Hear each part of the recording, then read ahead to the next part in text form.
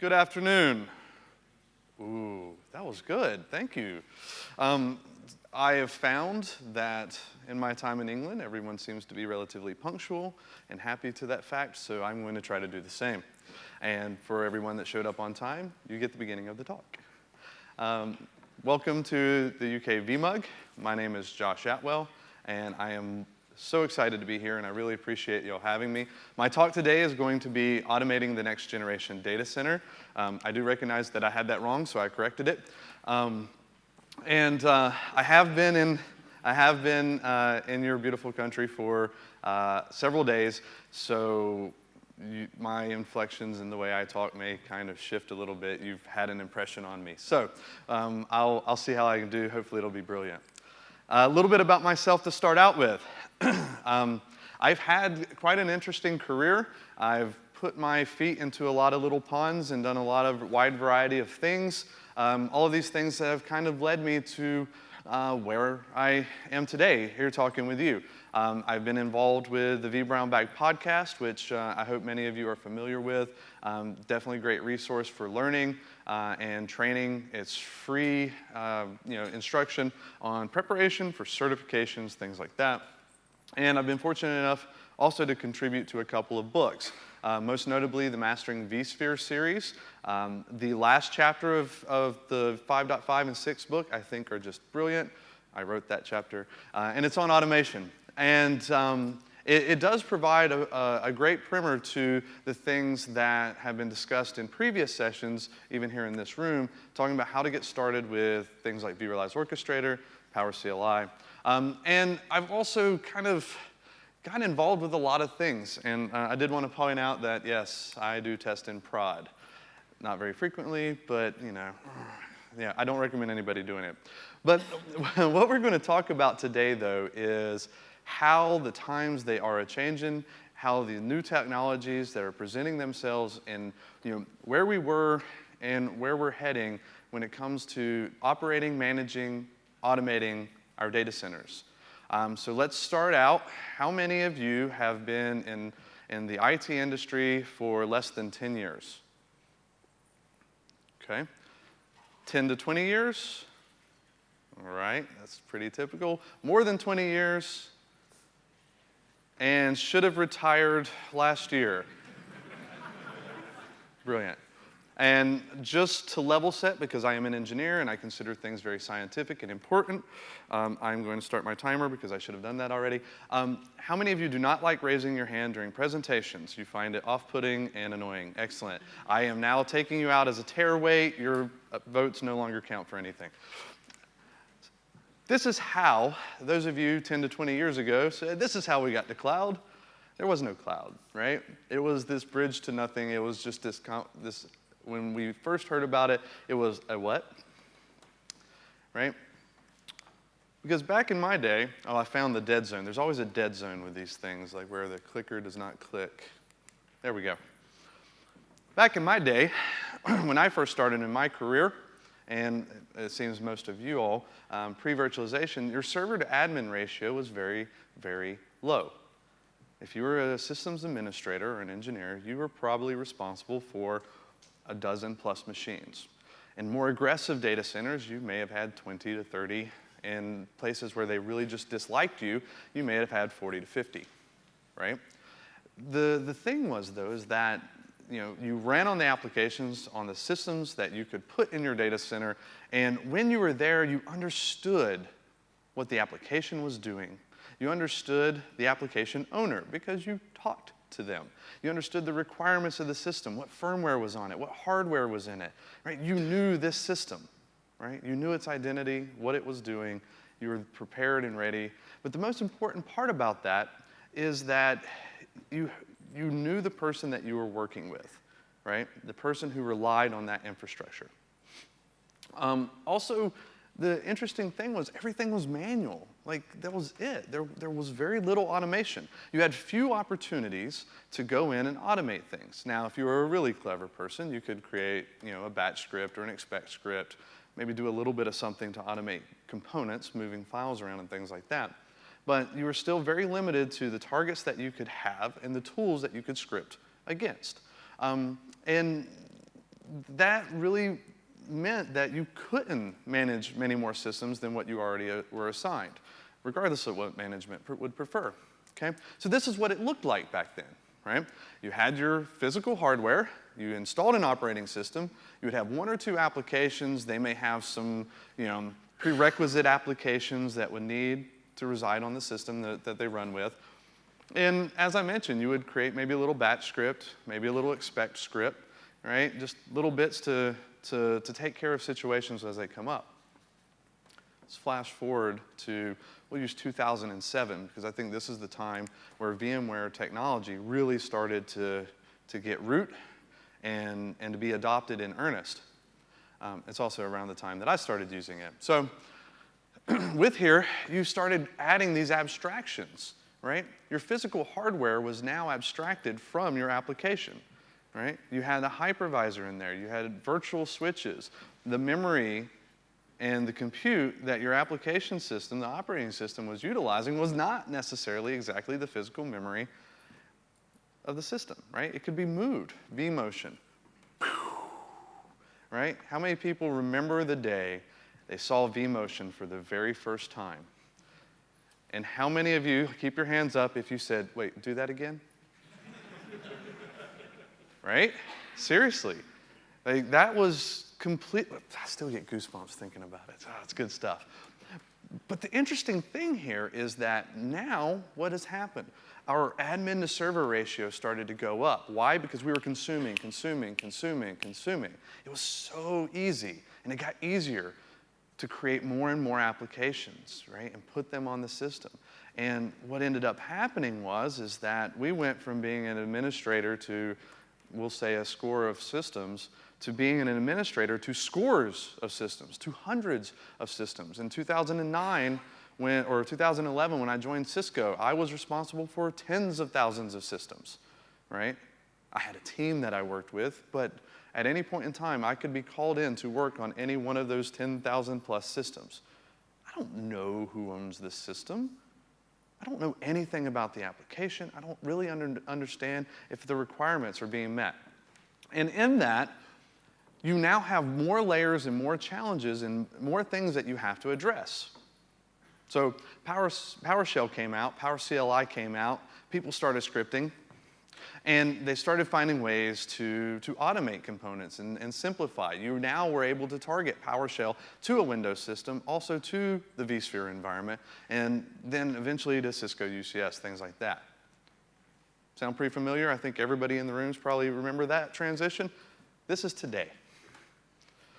This is what we have today. Now, not only do we have those additional layers with the hypervisor, we have the overhead management servers, now we have cloud management platforms, we have subcomponents of those cloud management systems, we have suites, we have actually competing things that are designed to actually work together in some respects. We have new dependencies, now we're adding containers, now we have tools like Puppet, right? You know what this makes me feel like? So many things. Now I want everybody to take a moment, just for a moment, and because I like making people raise their hands, this is an exercise session. We got to stay nimble. It's right after lunch. Raise your hand if there's something on this slide that you don't know what it is. It's okay. You're in a safe place. Right? It's frustrating. It's very, very frustrating because as we operate our data centers and as we design and architect and engineer or manage whatever your role is in the data center, whether you're the person that is clicking buttons or you're the one that's approving budgets, the fact that all of these things exist in order to solve problems in the data center means that you almost feel a responsibility to have some awareness of what these things are so that you know that you're not missing out on an opportunity to improve your daily life, to improve the way you execute on service, to improve just the overall capabilities of what you're doing in your data center. And it's overwhelming.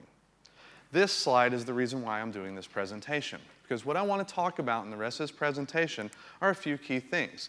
We're going to talk about infrastructure extensibility, policy-based management, the software-defined data center. I had to check my spell check on that one. New tools and methods. What are the things that you're hearing about today? What are they? How do they apply? And a question that I get real frequently, am I still going to script? After you learn about all the things that we talk about, are we still going to have some scripting done in our data centers? And we're going to talk about the skills that make all that happen. Sound fun? Let's do that.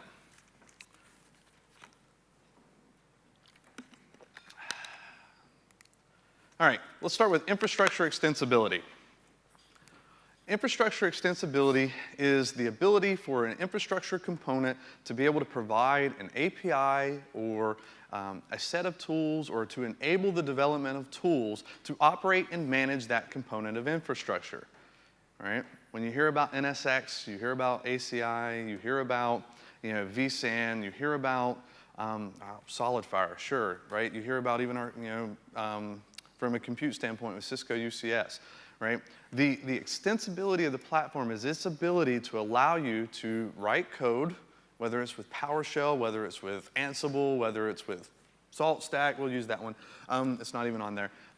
And be able to execute changes and do the things that you need to do in a programmatic manner. That means not using the graphical user interface, right? That means being able to use tools that you're using across your stack.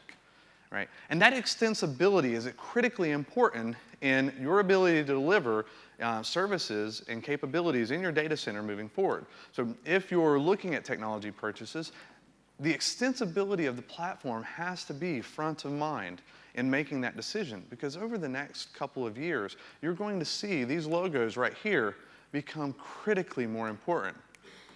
Okay? Massive investments are being made in these platforms and in the infrastructure components to make them seamless in your data center. In fact, part of my job at SolidFire is doing exactly that. And what this provides is it provides you agility in your data center. And it provides you the opportunity that when the needs of your environment change, when something needs to be addressed, that you can do it quickly with minimal effort without having to deal with this major re-architecture, right? That's the beauty of software-defined networking, right? If this needs to change, how does it look? And how do we get from where we are today and where we want to be? I'm going to talk about that in a little bit. Now, a lot of people don't always feel comfortable thinking of this construct, so I came up with an idea that we all can relate to. This is an example of infrastructure extensibility. Is anyone able to turn on their lights or access an IP camera from the mobile? Anybody? Can you do it from here? Yeah? Why can you do that? Because that piece of infrastructure, that camera, that garage door opener, that thermostat, right? That is extensible. APIs have been provided. Toolkits have been provided. You could go into if, then that. If you don't know that application, look it up. It's really cool. It leverages extensible components. It allows you to do things that you couldn't normally do. Okay? Think of this when thinking of infrastructure extensibility, because this is what you're trying to do in your data center. Now, infrastructure extensibility allows us to do something really, really fun and cool that I know you've been hearing a lot about, and you may not have been investing much energy into, and I'm telling you right now, you need to start. Policy-based management. Anybody been in this situation? Well, I need it because the application might grow. I need it because we're not really sure. I need it because you can give it to me. I need it because I want it. And that's what I'm paying for, right? So policy-based management, I had to make some modifications to some slides because, when in Britain. And I am a Whovian. This isn't just me, playing to the audience. My whole family are Whovians. So, but policy-based management is the ability to define an identity to a piece of infrastructure programmatically. I say that I want Dr. Who to lead this. It's still the exact same thing, but its identity is very specific to what I have outlined in its characteristics. Okay? I say that this system has to have 8 vCPUs and 64 gig of RAM. Of course it does. This system has to have multiple disks. This system has to have multiple network adapters, and it has to connect to these networks, and it has to have Apache installed, and it has to have these configuration files. and I create a policy that tells it to do that. Or I say it has to do, has to be on this type of storage or on this type of network. And those are policies that are leveraged. The nice thing about those is that they can be one-to-many. You can create a single policy, and that policy be set to apply to every single instance in your environment, or to specific instance in your environment, right? You have a lot of flexibility there. And the nice thing about policy-based management is that it's consistent, right? Once you set that policy and look to apply it, any system that you apply it to is going to be exactly like the previous system with respect to the policies that you're applying. And if it's not, most policy-based management frameworks will actually notify you if you're out of compliance and say, how would you like this to be handled? And we're going to talk about that example here in just a second, because that gets into controlling and monitoring configuration drift, right? Here's a great example. How many people have heard of virtual volumes? Have you heard about it here? Has anybody been talking about it yet? Yeah. I love that you guys raise your hands. Thank you so much. It makes me know that you're awake and that I'm actually talking about something that you know something about. Storage policy-based management is a feature that has been in vSphere for quite a little while. Is anybody here using storage policy-based management? I see one hand, 2, 3, 4.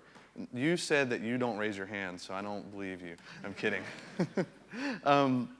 Storage policy-based management allows you, as an administrator, to identify and tag policies to specific data store types, right? To say, as a great example, that this data store has encryption on the array, and as such, it is suitable for certain situations where the government requires us to be compliant for security and safety of information for patient records, things like that, right? Real situation.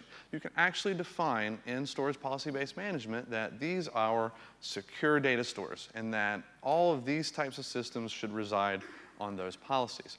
And it does that in a number of ways. One of the ways that it can do it is with the VASA provider, okay? The VASA provider is APIs for storage awareness in VMware that allow Virtual Center Server the opportunity to communicate directly to the storage system and say, what you got? Who are you? What are you capable of? What do you have there? Tell me. I need to know because I want to report this up. Okay? I want to let Virtual Center Server know so that policies can be created that match up to your capabilities.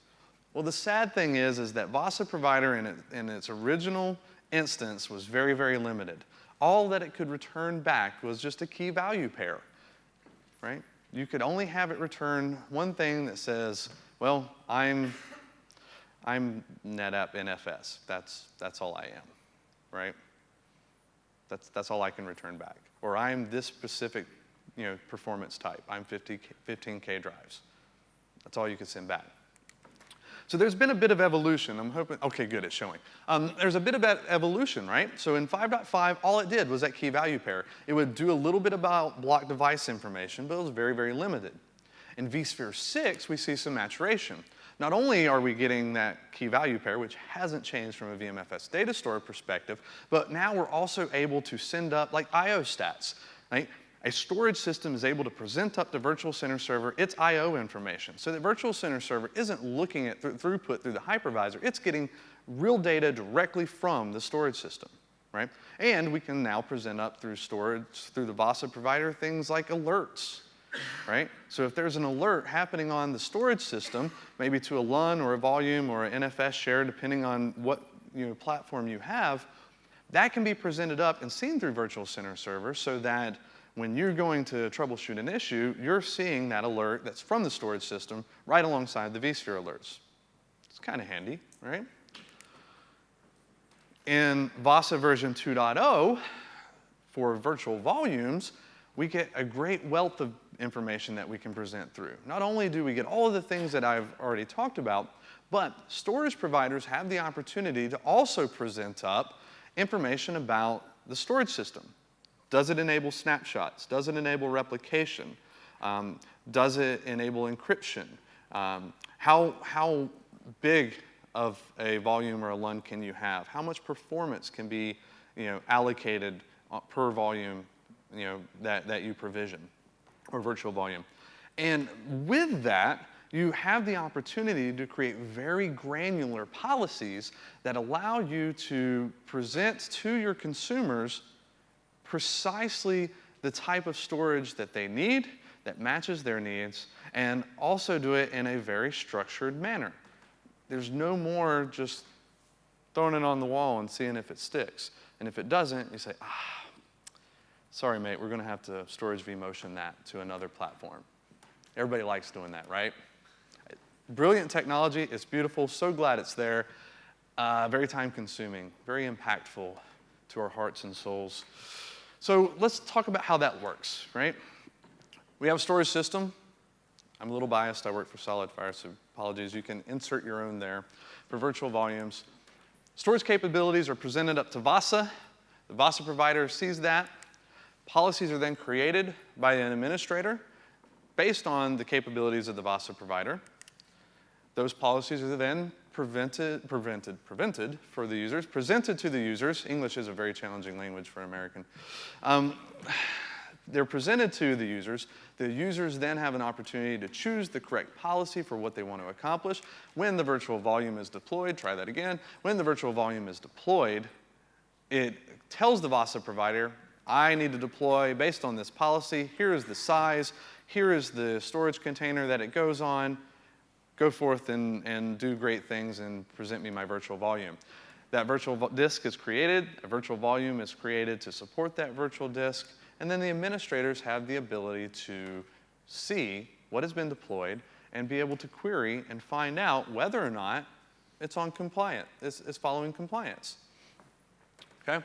So this is what it looks like, an example, right? In this example, the VASA provider, we're creating a policy that says that the minimum, actually I can't read it on that screen, so we'll say the minimum IOPS is 3,000, the maximum IOPS is 5,000, the burst IOPS is 10,000, and encryption is enabled, right? So using this, you now have a mechanism where it is fully dynamic to your storage can tell Virtual Center Server in a dynamic manner exactly what it is and who it is. The problem with this, because there are cons, everything isn't all rainbows and butterflies, right? The problem is that you can't compare different storage platforms. Even as a storage company, I know that there are other storage platforms on the floor. Of course there are, right? It makes total sense. It's cool, right? And so you're not able to do comparisons between there. So you have to leverage other mechanisms. And that's where tag-based stuff. Oh, see, I should have remembered how I did that. That's very helpful. You'd think I've given this presentation before. I have. So what we can do is leverage tags. Now, if you're not leveraging tags in your Virtual Center environment right now, shame on you, right? They're free. They're very easy. Power CLI can do all the management of it that you need, and it allows you to do things like not putting the application owner's name in notes, which is what we all do, or did until tags were released, right? You can use tags for a lot of things, not just for storage. But with storage specifically, what I can then say is that this is an NFS target, this is a flash target, this is just a general hybrid array target. I can create tags that are customized to my use cases. So if I wanted, like in the US, we have HIPAA compliance for maintaining security, I could say that this is a HIPAA, okay, this is a safe place for these compliant workloads, and that tag could be associated with that. Right? And so when I create my policies, I also include the tag. The nice thing about that is that you can then compare between multiple arrays and vendors and it be holistic throughout the environment. The cons of that is you're responsible for managing it. You have to be the one that goes out and applies the tags and manages the tags and looks at the tags and understands what's there and make those changes. Leveraging things like Power CLI and vRealize Orchestrator can greatly simplify that work. It doesn't have to be a manual process. GitHub.com/Josh Atwell. There's stuff there, okay? You don't even have to work hard at it, okay? And so there is a bit of work that's required in order to leverage it. But the value in the long run is very, very high. Because what you're able to do is, as you move into storage policy-based management, even on VMFS data stores, as you make the transition to virtual volumes, guess what you're doing? You're changing to a different policy. And on the back end, everything just changes, okay? You're not having to get involved with this convoluted process of how am I going to make this transition into my next generation framework, right? And then you're also able to do really wicked cool things like presenting those policies up into vRealize automation. So that if you're using something like VRA, you can say, pick the policy that makes the most sense. Okay? So when you go home tonight, because it's not Friday, so you should do this, right? Make sure you go into your environment and implement storage policy-based management and tags throughout your environment. You got time, right? Let's go do that.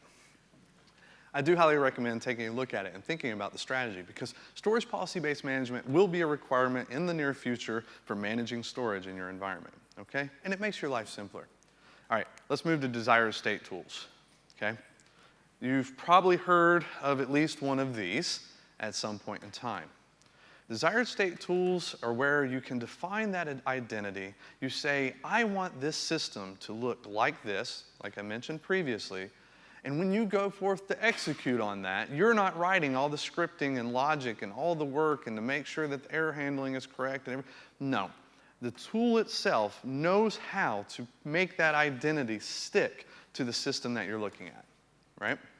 The tool is configured to do that. It has all the scripting work and all. It's automation without having to know how to do automation. It's brilliant. Like, you don't even have to know how to script. You just have to know how to fill out a file in the proper format and submit it into a tool and tell it how frequently that you want that tool to execute, right? And the nice thing is you can do one-offs or you can do one-to-many. You can do one-to-many and then have a subset that says, and for these that have the name Josh's Cool app, apply this one as well, okay? And it'll do configuration management, and it'll track it, and if there's any drift or change in that system, it can say, hey, Josh, this one's off. Like, this one's not right. Do you want me to automatically fix it, or do you want to hold off for some reason or another, right? It's your prerogative, okay? And when you look at this, the interesting thing is that now that more products are becoming more extensible and the infrastructure is becoming more extensible, you have the opportunity to do things that we haven't been able to do before. For instance, let's say that you have developers who need to deploy out, Oracle database systems, and that Oracle database system needs 10 terabytes of storage to put a copy or a clone of a database. And you need to make sure that it's exactly the same as it is in production. You can copy the same configuration, the same manifest that you use for production to non-production. And then with infrastructure extensibility, you can apply part of that configuration for the network to make sure it never touches the production network. It's kind of handy, right? You can also apply it to where the storage be provisioned, and the storage have specific characteristics that match up. And you could even have it create the entire LVM group all through the same tool. Things like that are possible, right?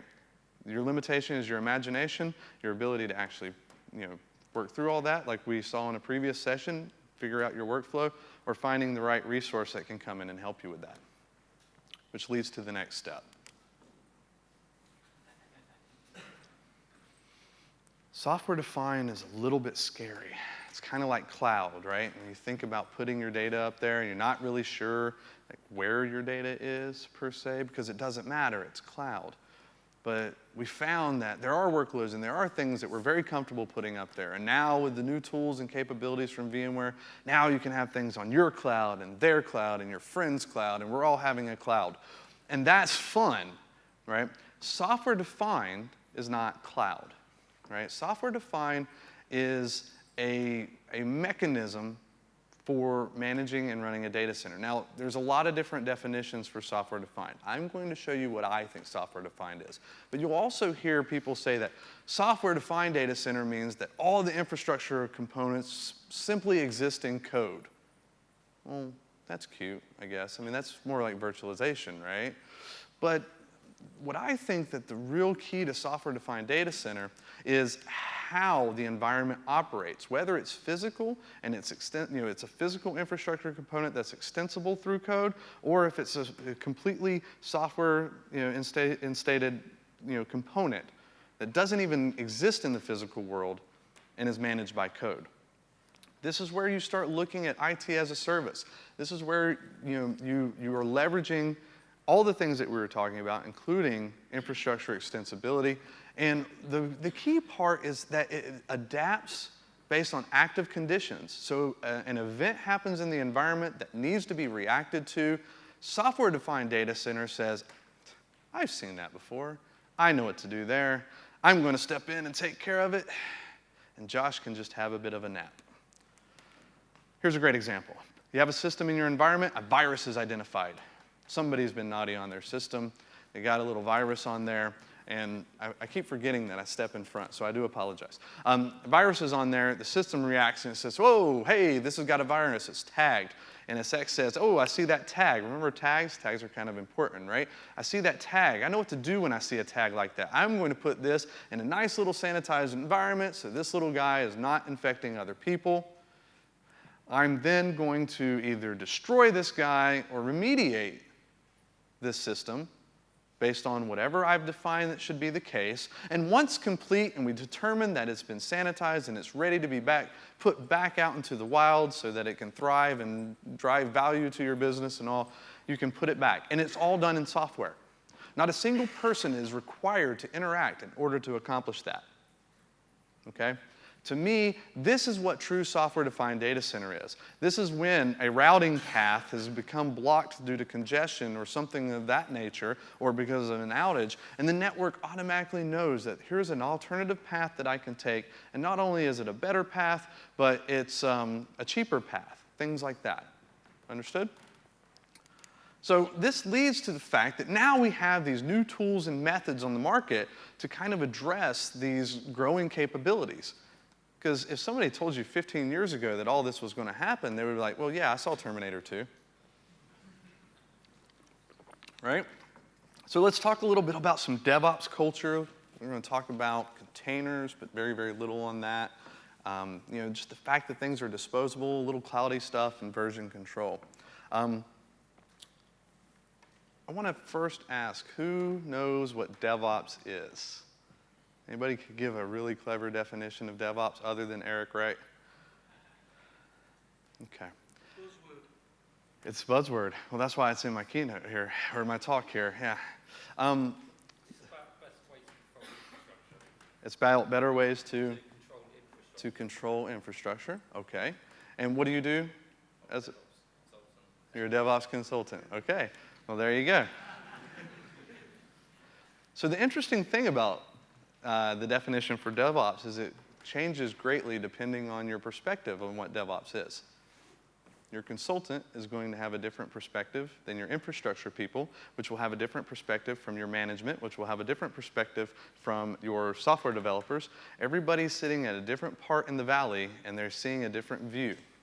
What it really comes down to, more than anything, is remember way back when we had those one admin to a dozen servers, and we knew the application, and we talked to the person that owned the application, right? Remember what we talked about earlier?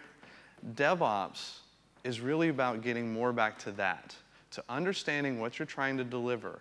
When you identify a constraint, understanding that constraint, who's involved with that constraint, how to work through that constraint and remove that constraint, right? It's getting back to communication on what is needed and how to deliver it. The tools like Puppet, Ansible, Salt, policy-based management, all these things are there to design to facilitate that, right? So think about that. It's going back to what we've been doing long before we had virtualization and the mess that has come through mass consumption, and getting back to understanding what we're trying to deliver and doing it in a way where we're communicating and leveraging tools that can do that work for us, right? And when you look at that and some of the other things that are coming out, like Photon and Lightwave and containers and all these new mechanisms for storing and managing and implementing applications, it's still implementing an application, right? You still have to make sure that there's infrastructure under it. You still have to make sure that you are putting it out there based on its high availability requirements and sensitivity, putting it out in such a way that is enabling the developer to do what they do without overly burdening the infrastructure team. Well, the only way you can do that is through communication, right? Now, one of the scary parts about all this is that now more and more of what you do is based in code, right? You're actually having to hit a point where you are comfortable writing some level of code. It may be a script, it may be a workflow with Orchestrator, it may be just creating policies and managing policies. And in order to do that, one thing that I've failed at miserably up until recently is version control. Raise your hand if you're not guilty of doing this. I don't believe you. Right? Not guilty, no, just ever. But not guilty now is good. If you're not doing it now, then that's great. Everybody does this or has done this. Okay? And it's okay. It's not okay, but this is a support moment. It's okay. You're not a bad, naughty administrator because you've done this, right? But I think we've all had moments where it's like, bloody hell, this worked yesterday. I don't remember what I changed. I got to go back to the one that was working. Crap. There is a better way. Use version control, okay? If you get nothing else out of today, nothing whatsoever, go home and use version control. You can use it for anything that you're doing. GitHub is probably the most common, the easiest one to use and implement. They've got great graphical user interface to kind of show you what's going on. I've started using GitHub, I guess, earlier this year. I have not been bitten. I have not been attacked. I have not been injured in any way whatsoever by the utilization of GitHub. It's safe, okay? Go out, use it, try it out. And you don't have to be this massive developer in order to take advantage of GitHub. It just tracks your changes in what you're doing. You do not have to publish what you do onto GitHub. You can just use a Git tool on your system. That's fine. You can have your own Git repositories inside your environment. Go and learn it, okay? Because this stuff will save you. It will save you. Because what ends up happening is you'll develop something and you're someone's hero. Right? And if it changes, or they change it, how can you check to see what is the delta? What did they change? How can you go back and say, oh, well, this was, back when we had this part of our environment. Well, you go to your directory structure and you see that, like, well, it was version 2_final, almost slightly maybe until I realized I had a bug, right? Because that's your file name. With version control, you now have confidence to be able to go back because you took good notes and comments in your commits. If you've used Git, you know that this is really important. Put good comments and understanding of what you change whenever you make a change and commit it, okay? And by doing that, you get to track the progression of the work that you've done. And when somebody goes back to look at what you've done, or you go back and look, you can see how things have progressed. Okay? Because we're going to continue writing scripts. It's not going to stop. Even with policy-based management. If I go forth and create 100 policies for managing storage and all my end users are going out and they're using the policies and it's easier and I've exposed it to my cloud platform and just everything's great and I'm enjoying my tea, and then somebody asks, well, how many policies do we have? Are they all being used? Are they all necessary? Do we need more? How are you going to find that out? Well, you can still script. You can still go forth with a script, write it, query it, pull that information, create a report, put it in a tidy little HTML format, email it out to whoever needs to be.